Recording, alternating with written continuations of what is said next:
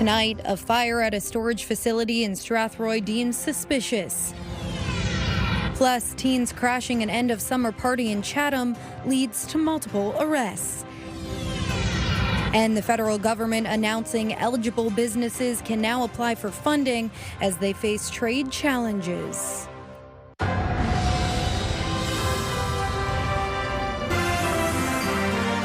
CTV News with Lauren Stallone. Good evening. Thank you for joining us. Middlesex London Health Unit officials have redeclared a Legionnaires disease outbreak in London and say another person has died. The health unit declared the outbreak over at the beginning of the month. At that time, officials had identified 70 cases and 3 deaths related to the outbreak. They now say the likely source of the outbreak is Sofina Foods on Trafalgar Street. The death toll now sits at 4, with 94 serious ammonia cases reported and 86 hospitalizations. According to the health unit, products from Sofina Foods are safe to consume and the bacteria are not spread by eating or drinking. The health unit says multiple cooling towers at 9 separate locations have tested positive for live Legionella bacteria, mostly in South Central London. A fire at a storage facility in Strathroy is being treated as suspicious. As CTV's Sean Irvine reports, the flames and smoke drove a public warning to nearby residents. Firefighters attempt to cool a burning piece of machinery hours after a fire broke out at Strathroy Mini Storage on York Street. The blaze was noted at 4 a.m. by an alarm company. Not long after, smoke billowed into the night sky. There was heavy flame visible, and as I say, the guys make a hard initial attack, but it was decided because of the size of the fire and that had gotten into the interior that we were going to go defensive operations and attack the fire from the exterior. The plume sparked a plea to area residents. And we put it out to shut the windows and stay indoors and, don't come to the scene because of the amount of smoke, and so that's the message that was put out. In an attempt to get to the fire, crews brought in heavy equipment to tear away at a warehouse connected to the business office. Still, the fire proved challenging to fight. That's hence the reason that we've removed the panels from the exterior of the building and made our way in that way. It would take over 5 hours to bring the blaze under control. Despite the loss of their office and warehouse, the business owners tell CTV News they're grateful firefighters prevented the blaze from spreading to dozens of rented storage units. So obviously for the next couple of days there won't be business as usual, but we will reach out to all our customers once we have ability to do that and then give them an update on everything. Strathroy police tell CTV News the fire is being treated as suspicious pending the findings of a joint investigation with fire inspectors. It appears that the fire may have started on the exterior, but our fire prevention officer is going to be working with the Stratford Police, and they're going to look into that further and determine that as the investigation unfolds. Well, the damage here is significant. The owners intend to rebuild. In Strathroy, Sean Irvine, CTV News. London police converged on a South London hotel around noon, taking at least 1 person into custody. Police focused on a unit on the south edge of the motel complex on Wellington. A police light armored vehicle was used along with the K9 unit and members of the emergency response unit. Shortly after 1 this afternoon, police could be seen taking a man into custody and leading him to a police vehicle in handcuffs. Officers then used riot shields and dog catcher poles to bring a dog from the unit. London police say the arrest was made on behalf of Elmer Police and Elgin OPP. At this point, a reason for the arrest hasn't been identified. Police say a weapons call at Western University on Monday may have been an instance of swatting. Police in tactical gear with automatic weapons were part of a large police response to Weldon Library around 3 yesterday afternoon. Police say investigators quickly determined the call was a hoax, but continued the investigation and a search of the area out of an abundance of caution. They say the investigation remains ongoing as they try to determine the identity of the caller. Masked teens, knives, even a gun at an end-of-summer party in Chatham ended with multiple arrests. Chatham police say uninvited teens in ski masks crashed a party on Dillon Road just before 2 a.m. Saturday. Witnesses told officers knives were drawn and one suspect allegedly dropped a handgun. The group fled but returned minutes later, where police stepped in. Investigators say two 17-year-olds from Chatham were arrested after drugs, a scale, and packaging materials were allegedly found in their vehicle. A third teen, a 16-year-old from Belém, was also arrested for assault after a party goer was left with broken teeth. Police say other investigations into the night's violence are still underway. Good evening. We had a mix of sun and cloud in the area today, but also some persistent showers coming off Lake Huron, leading to some cool conditions across the area. Temperatures in through Huron, Perth, Grey Bruce this afternoon into the mid-teens. South of that, upper teens. Temperature-wise, most areas just getting close to 20 degrees, with some areas breaking that 20-degree mark. High pressure will slowly drift over the area, but we continue to be under this upper trough, and that is leading to cool conditions and scattered showers at the surface. The rainfall will be winding down as we head through the overnight. The probability drops down to about a 30% chance in through here on Perth, Grey Bruce, London holding at that 30% chance. Temperature by midnight, 11 degrees with a light westerly wind, and fog develops overnight. Your forecast is coming up. Elgin OPP say a man pulled from the water at Port Stanley's Little Beach has since died. The man was discovered unresponsive in the water on Friday afternoon after suffering an apparent medical event. Beachgoers and first responders performed CPR in an effort to save the 80-year-old man. He was transported to hospital but has since been pronounced dead. A West London neighborhood says a nearby homeless encampment is making it harder for families to safely enjoy a local park. Residents have raised concerns for more than a year, but say not much has changed. Reta Ismail has the story. Here's a perfect example right here. It's a needle wrapper right here at the entrance of the park. Emily Bunker lives across the street from Evergreen Park. She says she no longer feels comfortable visiting the park due to an encampment set up along the riverbank. A lot of them tend to congregate right in this area here, waiting for the services that come daily. And it's just kind of intimidating because, you know, their behavior is not predictable. Residents have raised concerns to City Hall for more than a year. At times, the park has seen as many as a dozen tents, and similar encampments have appeared across the city. We need to clean up our streets.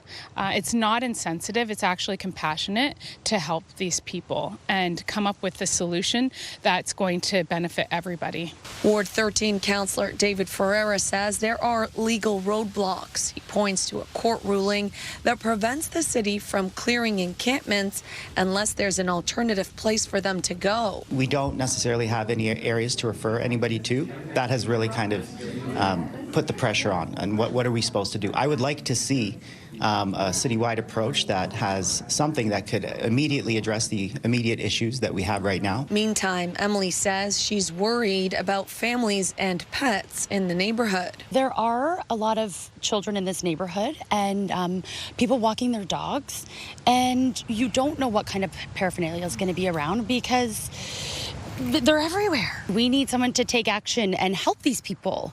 This is no life for a human being, and it doesn't feel like a compassionate response. Councillor Ferreira says discussions are ongoing at City Hall in hopes of finding a policy that addresses the issue legally and humanely. Reta Ismail, CTV News.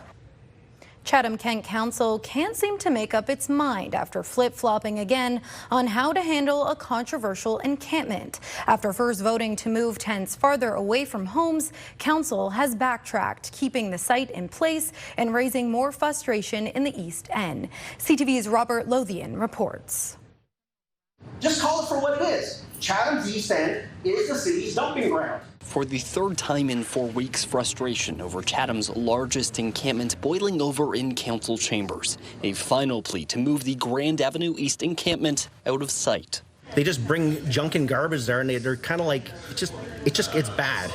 And then you get, of course, used needles and all the usual stuff and everything. So I'm seeing it grow. After originally approving a motion to keep tents 100 meters away from a home, council walked back that decision, hearing this would eliminate all municipal properties. Instead, the limit will be 25 meters, keeping this encampment in place. It's not perfect, and hopefully it's not permanent, and I'm just hopeful that things will move quickly and we can resolve the whole encampment issue in Chatham, Kent. The municipality's head of legal services telling council the options are limited. Previous legal cases established a right to shelter on public land when housing options are not available.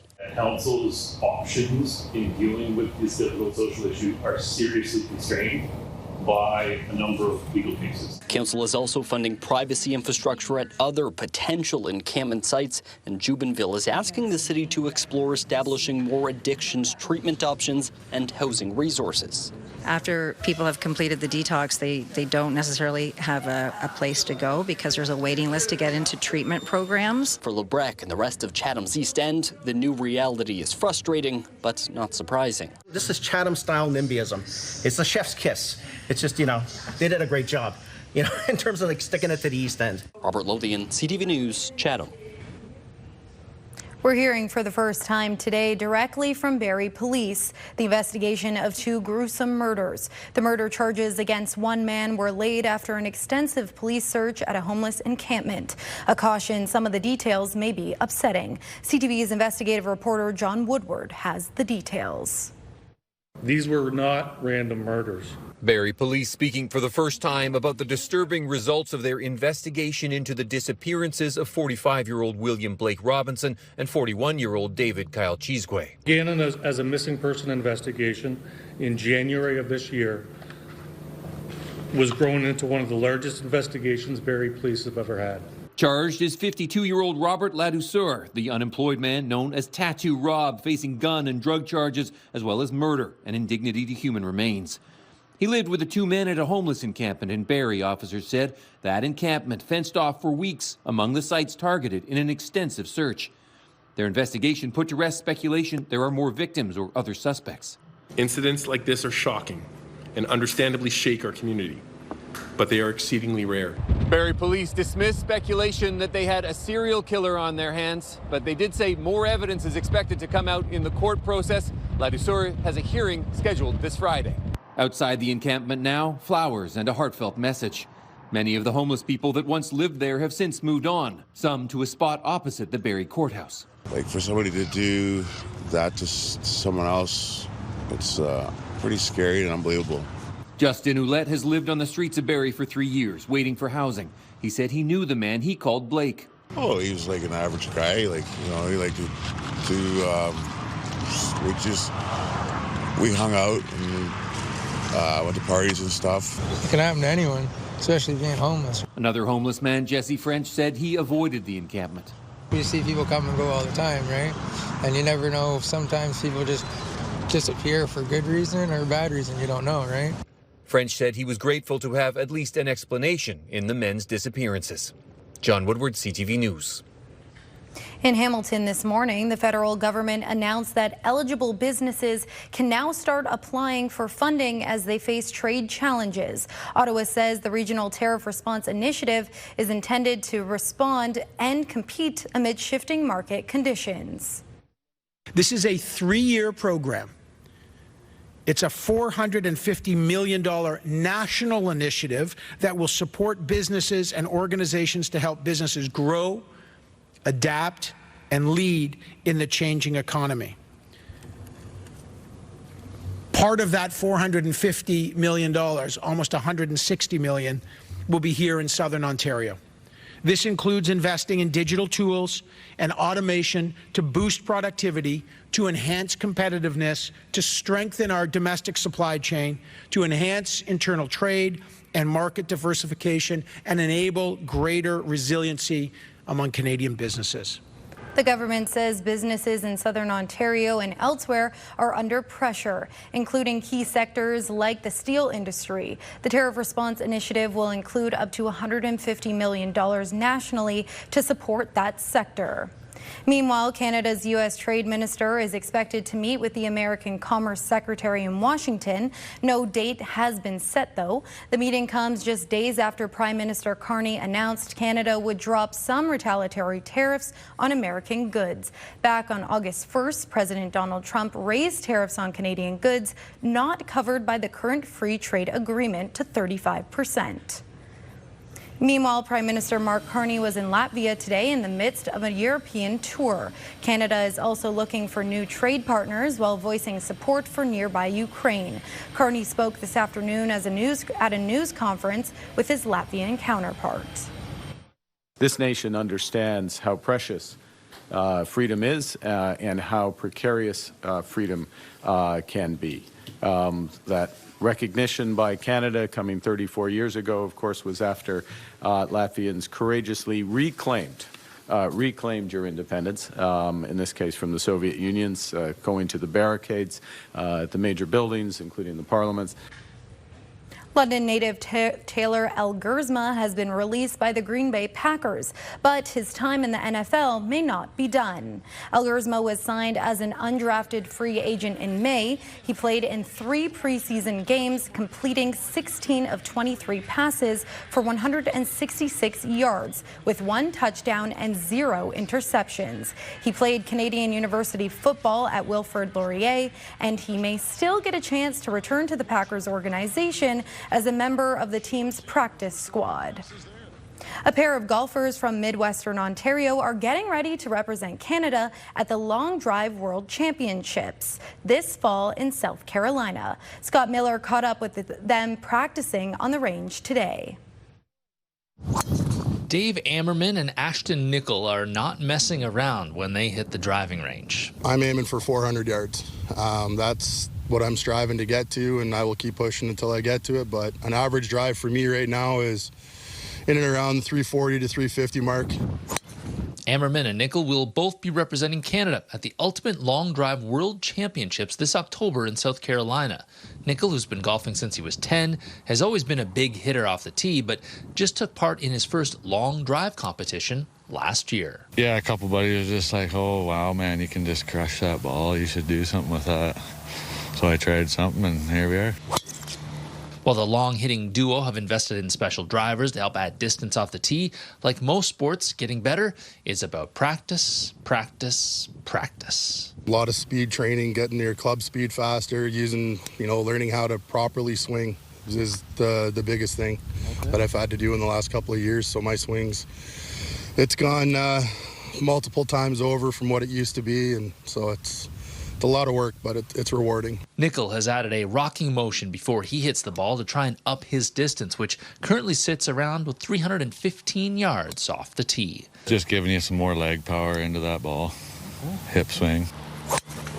Nickel says he's just happy to be one of the 39 members of Team Canada after just a year of competing, while Ammerman, also known as the Viking on tour, hopes to improve his standing from the last 3 World Championships as he works towards joining the professional long drive ranks in the next couple of years.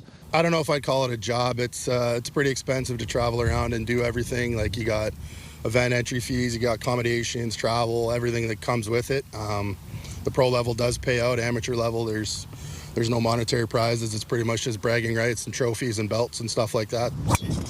The longest drive in the pro ranks is 577 yards, says Ammerman. He needs to hit 400 yards first and hopes to do that when he and Nickel represent Canada at the World Championships in 2 months' time. Near Mount Forest, Scott Miller, CTV News.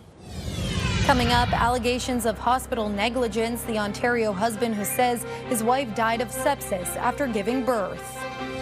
And later, getting closer to closing a new submarine deal that oversees options for replenishing Canada's aging fleet.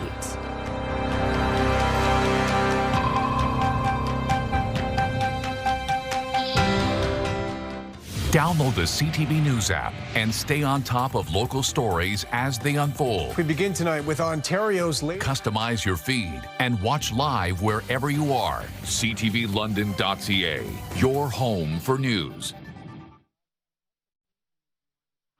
Rock the Runway is landing at the London International Airport September 12th and 13th. Enter at CTVLondon.ca for your chance to win a pair of VIP tickets to see Noah Khan, Miles Smith, and more on Friday, September 12th. A husband is calling for justice, accusing an Ontario hospital of negligence after his wife died from sepsis after giving birth to their third child. CTV's Adrian Gabriel spoke to the husband, who maintains his wife should have survived. On June 19th, 40-year-old Ravinder Sidhu arrived here at Mississauga, Ontario's Credit Valley Hospital for the successful delivery of a healthy baby boy. Though just 4 days later, the mother of 3 was sadly dead. The initial cause of death, a Group A strep infection. Roughly 6 hours after the delivery of her newborn baby, Sidhu said she felt like she had hypothermia. Freezing cold, she was at times struggling to speak. Her temperature spiked, as did her white blood cell count and heart rate, and she was withering in pain. For 2 days, her condition deteriorated. Pleading for painkillers, her family said she was only given Advil and Tylenol. It wasn't until an infection appeared visible on her leg that she was taken to the ICU and administered an antibiotic. By then, her husband says it was too late. By that point, she was already being eaten alive by the bacteria, and she was already suffering the worst pain. We begged for help, which never arrived. Now I learned that sepsis is a race against time, but doctors never started the clock. Had they listened to us, my wife would be still alive and she would be with her family. I really hope that no other family has to go through this. Sidhu's family have filed a complaint with Ontario's Patients Ombudsman and with the hospital. In 2023, there were 4,600 cases of invasive Group A strep uncovered in Canada, a 40% increase from 2019. When you see, those red flags, you have to intervene, right? And a lot of professionals are actually trained in the critical care and the ICU units, to deal with this, with these types of symptoms. We asked the hospital if they're launching an official review into the specific standard of care given to Ravinder Sidhu. In an email, Credit Valley would only say that a review is part of their standard practice led by clinical experts. Adrian Gabriel, CTV News, Mississauga, Ontario. Some of Stratford's most famous residents have gone missing. The city is looking for a number of swans that they are struggling to locate. Now it's asking residents for help in locating the birds. Colton Weens has more. I have family visiting in town, and we have swan on our scavenger list right here. And we also have roses and a statue of Shakespeare, and it looks like we're going to be hunting for a really long time to find the swans on the river. They're one of the main symbols of the city of Stratford, usually seen here on the Avon River, but the city says some of their iconic swans are unaccounted for. We believe we have 6 swans that have wandered, and we don't use tracking devices on our swans. We know we had low water levels, and some swans will take to walking. We have some that can fly. And so there is a little concern. We have 13, I believe, in total with our new cygnets this year. According to the city, sometimes the swans leave the main river system and travel to nearby tributaries, parks, stormwater ponds, or even the golf course. The city doesn't use tracking devices, so it's asking residents to keep an eye out for the birds. Since putting out the release, one person did spot a swan in a location the city hadn't seen them in before, and staff managed to locate it. We know they can travel as well by air, and we are assuming that this one did fly. And so, we're concerned. We're hoping there's no harm has come to them. The mayor says the swans are an important part of the community, not just for residents that live here, but also for visitors. And visitors and residents I spoke to today say it's not the same with the swans missing. They're part of our brand, Stratford, right? Everybody has a swan planter or swans in their kitchen or a picture of swans. So it feels like it's not really Stratford without the swans. We always visit them when we come to Stratford. If they're happy, I'm okay with it. That is horrible. Who would do such a thing? They're so beautiful to be in the park. It's very sad. The mayor says the city does have plans to add 4 more swans to the flock, but using some way to track them might be helpful in the future. Ritzma encourages anyone who spots a swan to contact the city. Let's put out some good vibes for the swans to come back. Colton Ween, CTV News, Stratford. Julie Atchison joins me on the desk now. Julie, it's a crisp one out there. I call it perfect running weather. But is it going to warm up anytime soon? It is. You know what? We've had this taste of fall, but the extended forecast shows signs of warming. But we do have another cold front coming in Thursday, so the cool fall-like conditions not done with us just yet. It's been a day in parts of midwestern Ontario. Temperatures in the mid-teens today, and not the best beach day, but I wanted to show you this. Look at the beautiful cloud in Grand Bend. And as we head to the beach cam, you can see the red flag is up. And that means, of course, it's unsafe for swimming. But I just wanted to show you the people that are checking things out are all dressed in jeans and, as you can see, some warmer clothes. Temperatures in Grand Bend today into the mid-teens. Our high in London coming in just at that 20-degree mark, about 4 to 5 degrees below normal. Scattered showers have been the taste of the day in through Huron and Perth County. On and off rainfall. It's almost like a little funnel coming off the lake. So that cool wind generating showers at the surface. We still have some light rainfall in through Bruce County. It will start to ease off overnight. Watch for a bit of fog. High pressure will slowly be drifting eastward, and the upper trough that's been in place will start to shift east and weaken. Big story in Western Canada has been the heat this week. Temperatures are warm. It's hot in through the interior where temperatures have hit 30+ degrees. Heat warnings in effect in through Alberta tonight and moving in through Saskatchewan.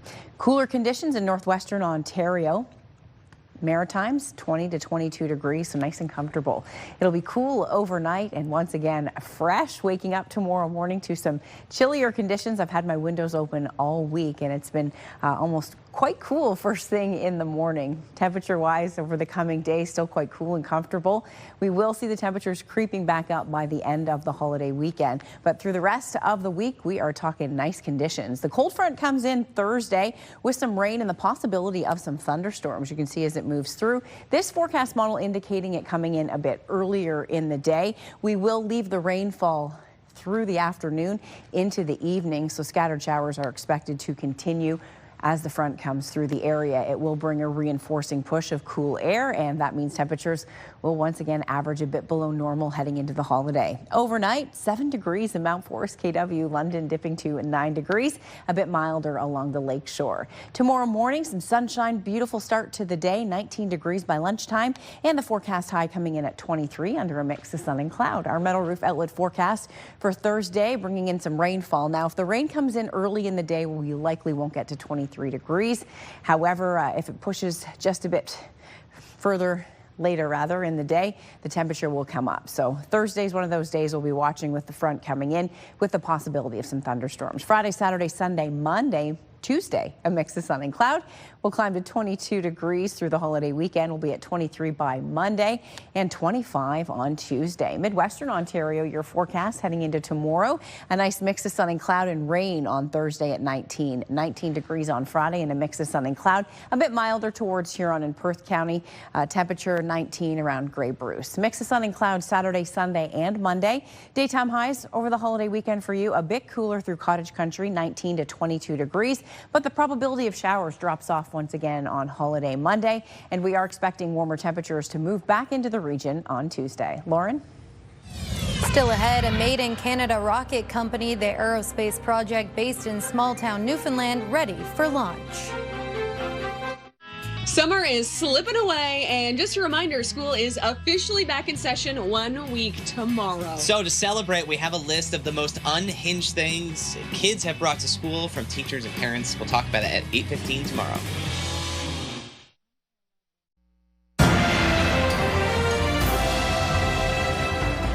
A new survey is shedding light on the impact the trade war is having on Canadians' shopping habits. Interact says 78% of those polled reported redirecting at least one monthly purchase from a big box or international retailer to a Canadian business since tariffs were first announced. A quarter say they are moving 3 to 5 purchases a month, while a fifth are redirecting 6 or more. The company says its transaction data shows small and medium businesses consistently outpaced larger merchants in year-over-year volume growth between April and July. President Donald Trump is escalating a dispute with the American Federal Reserve, saying he'll fire the Fed's governor, Lisa Cook.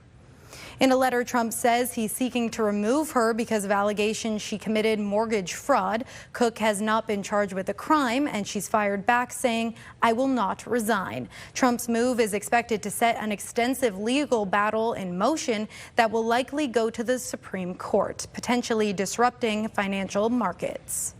Speaking of those markets, Canada's main stock index finished nearly 170 points higher today, while U.S. markets also gained ground. The Dow was up 135 points. The Nasdaq climbed 95. The Canadian dollar is down slightly, just 1/100 of a cent U.S. On commodity markets, gold climbed about $15 an ounce. Oil is down 1.55 a barrel. Canada Post is reporting its largest loss before tax in a single quarter. Parcel revenue and volumes fell 37%, a drop Canada Post says is directly linked to customers turning to other carriers. Rachel Aiello reports. Canada Post lost $407 million between April and June. Its profits deteriorating, due in part to a dramatic decline in parcel customers. Revealing the record loss, Canada Post said it continues to confront significant operational and structural challenges, and the ongoing labor uncertainty has contributed significantly.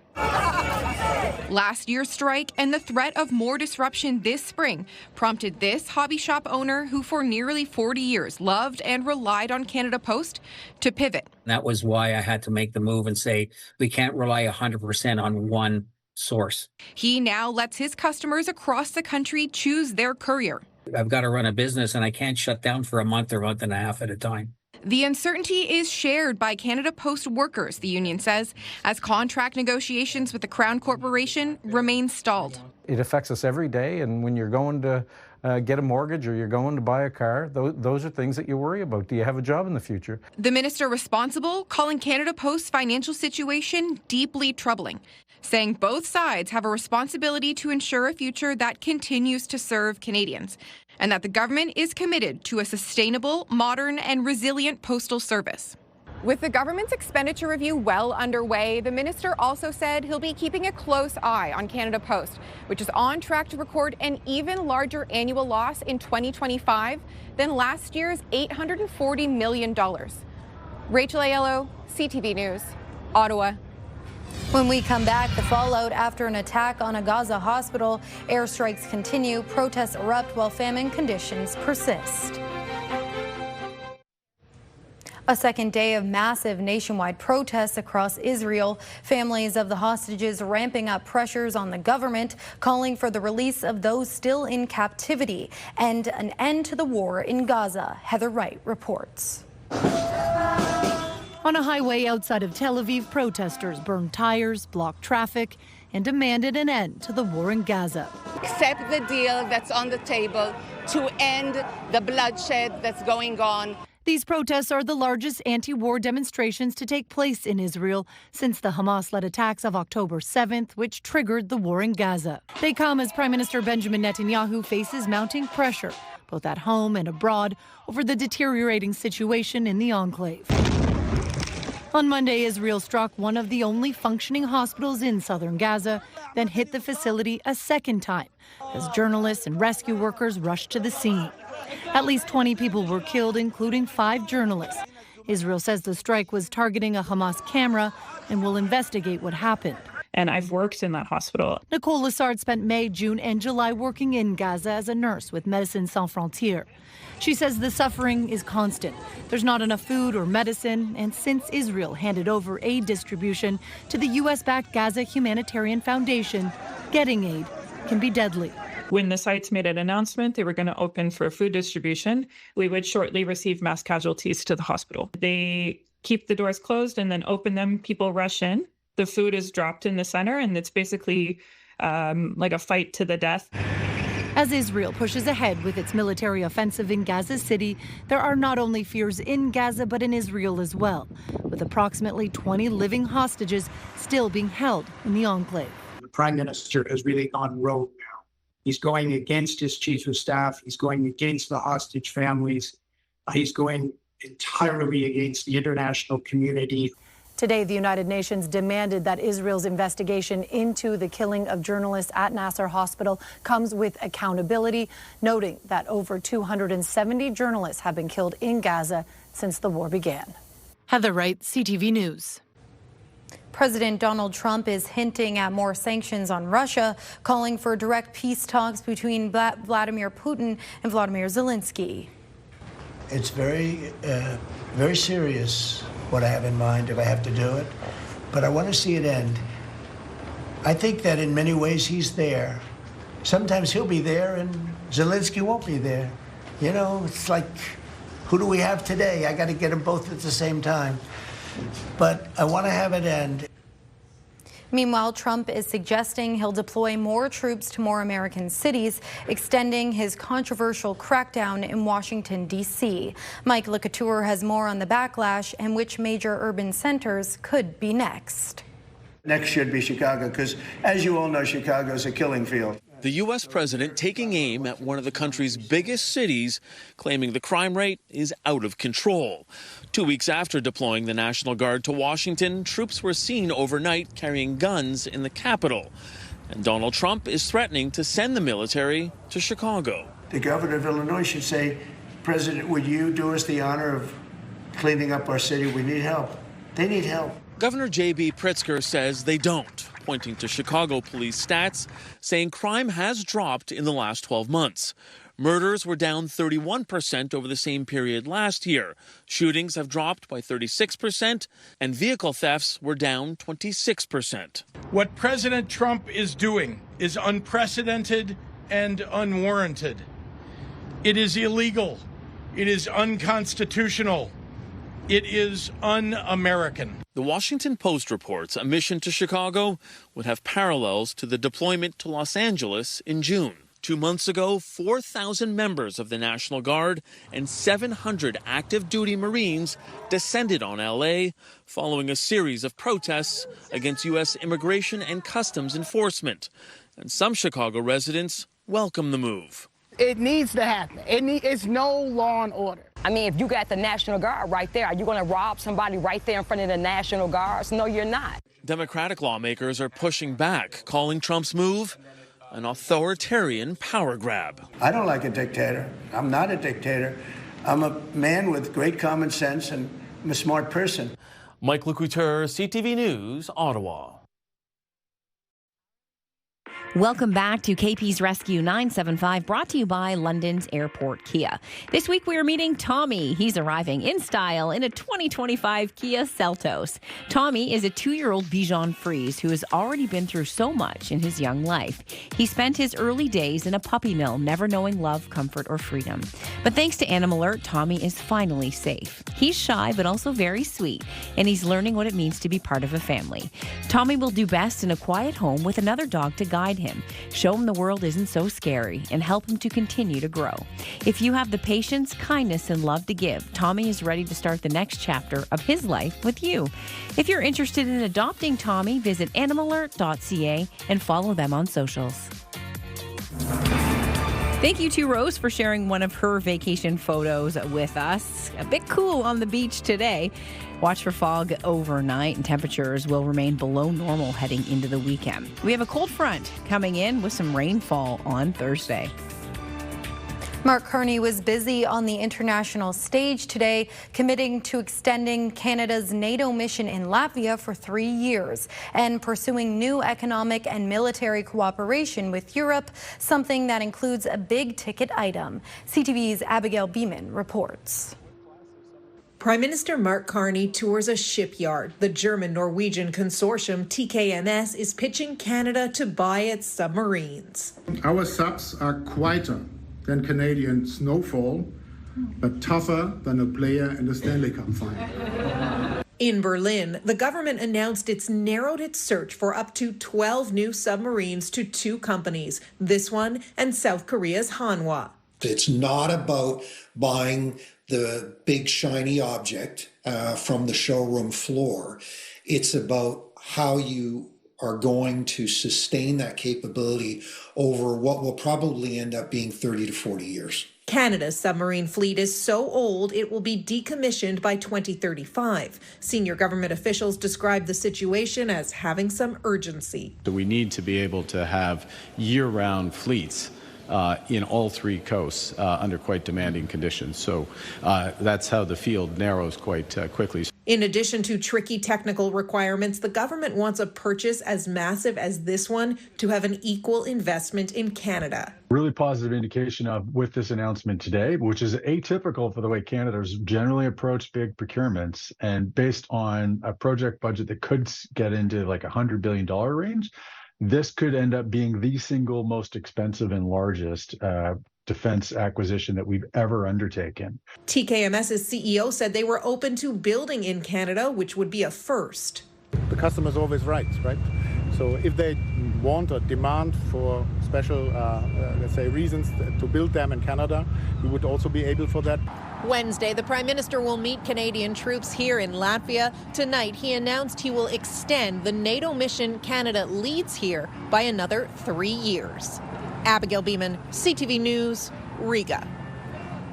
University researchers in BC are using an $80 million supercomputer powering AI software, trying to create life-saving medications. With more on their progress, here's Kevin Chirac.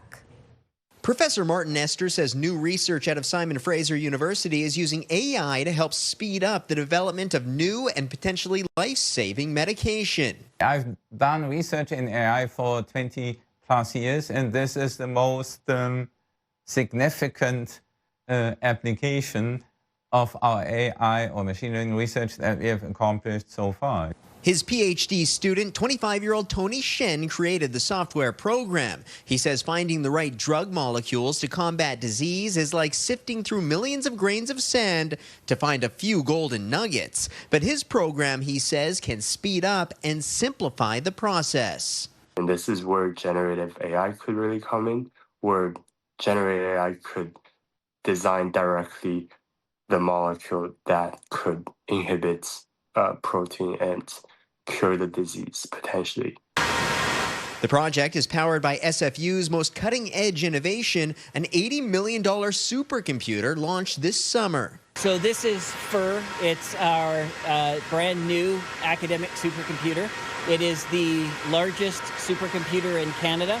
For Shen, the work takes on a very personal meaning. I lost my grandparents to cancer, and I essentially heard from doctor that there was just no available treatment for their disease because it was too late stage. He says his program has already drawn interest from drug companies, and they're now collaborating with the Vancouver Prostate Center to develop and test the medication. Going to significantly speed up the process of drug discovery, and it may save lots of lives. Kevin Chirac, CTV News, Burnaby. London's top stories. We have breaking news tonight out of Ottawa. The latest in the breaking news alerts. I'm tracking an area of severe weather. It'll start. And watch live. A development now to a story from City Hall we brought you. Download the CTV News app.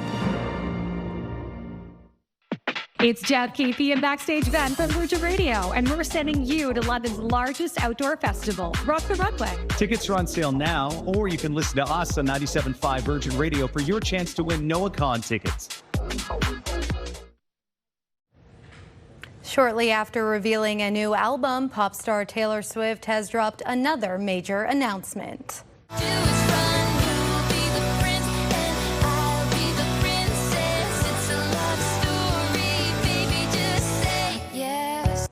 She's now engaged to her NFL star partner, Travis Kelce. The couple made it official on social media with the caption, "Your English teacher and your gym teacher are getting married." They've been together for about 2 years now after Kelce attended one of her Eras Tour concerts.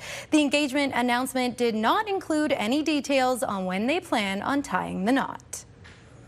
A small town in Newfoundland could make a big splash in Canadian aerospace. It's home to a company testing rockets, hoping to make history. Barrie reports. The Taiga rocket is upright and ready. Northspace CEO Rahul Goel says his team is eager to launch just as soon as these winds die down. It's a reality of life here in the North Atlantic. Nevertheless, Northspace has picked this town, population 1,200, to host its Atlantic Spaceport complex. Someone told me today that this project was going to put St. Lawrence on the map. I said, we're not worried about the map, we're going into space. The company says it'll spend $10 million in the first phase of development for this location. It gives it access to the most orbit options. Think of those like highway lanes for spacecraft. And here, on the edge of the Atlantic, it's easy to launch east over the water and use the Earth's rotation to build up your speed. Wednesday's event, weather permitting, is set to be a suborbital launch, a demonstration, really, but the company says it's an important step towards building an all-in-Canada space industry. We have another big mission coming up that we haven't announced yet, but it's going to be our biggest one yet, and it's going to be quite deep into space, so it's going to be exciting. Northspace hopes to be the first company to offer an all-in-Canada solution for launching commercial satellites into space. It has some competition. Reaction Dynamics has raised millions from the Quebec government and private investors for its entry into this Canadian space race. You can't look away from this sort of socio-political context of what's happening in the world, the big shift in foreign policy that's happened in the United States. And so there's an appetite now to invest in Canadian companies. When Taiga does go up, it won't be up for long, less than a minute. But Northspace hopes it'll soar up to 30,000 feet in that time and turn a lot of heads. Garrett Barrie, CTV News, St. John's. That's our time tonight. For your latest local updates, you can always head to our website. Our next newscast is at 11. We'll see you then. Thanks for watching. Have a good night.